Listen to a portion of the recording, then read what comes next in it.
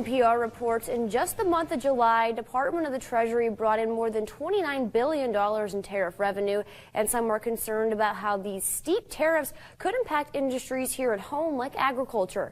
Local 4's Casey Mintz spoke with one farmer who says he's worried about harvest and how he'll sell his corn.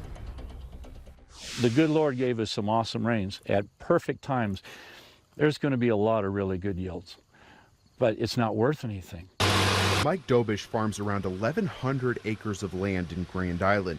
He's just weeks away from harvest, and even with a really good yield, he, like many other farmers, could be faced with a rough end of the year. Commodity prices are in the basement, and all the inputs are way sky high. One issue identified by ag experts and farmers alike is tariffs. The Soybean Association reports last year China purchased over $12 billion worth of soybeans, but in 2025, China hasn't ordered soybeans from the States since May. Now they shift to buying those beans from Brazil. Corn isn't much better, with record high yields pushing down the price of corn and no new export markets. Farmers are concerned. We didn't ask for these tariffs. I don't disagree with them.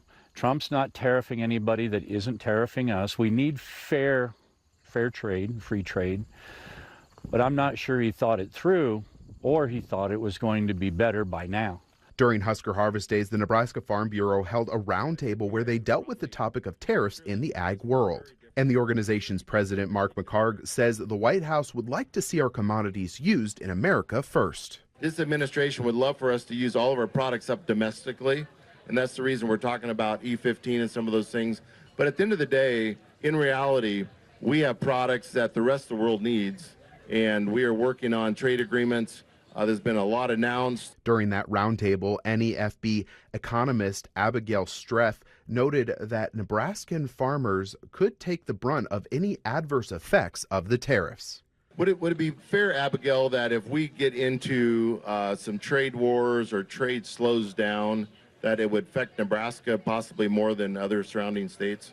Yeah, of course. With agriculture being our main economic driver, anything that hurts those markets would obviously affect it.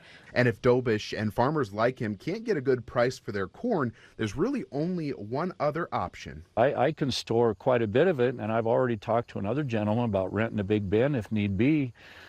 But that's not necessarily the answer either, because if I store all my crop, I think my banker's going to want the operating note paid back at some point. Interest does work 24 hours a day. If it doesn't cash flow now and you're having trouble paying your operating loan back, how are you going to get funded for next year when there's nothing rosy in sight? Dobish says he would like to see politicians fight for farmers more, and when the midterms come around next year, that action or inaction could have an impact on who wins. Ricketts is going to be running for re-election.